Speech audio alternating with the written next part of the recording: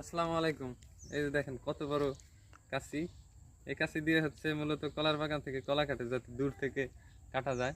আমি কলা কাটবো না, আমি হচ্ছে নিমের পাতা পারবো, তারপর নিমের পাতা খাবো। আসুন।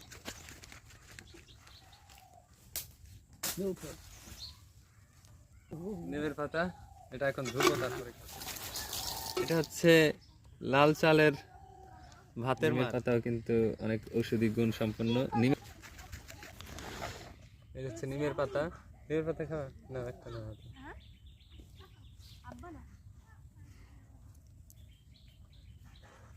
নিমের পাতা আর হচ্ছে ভাতের মার লাল চালের।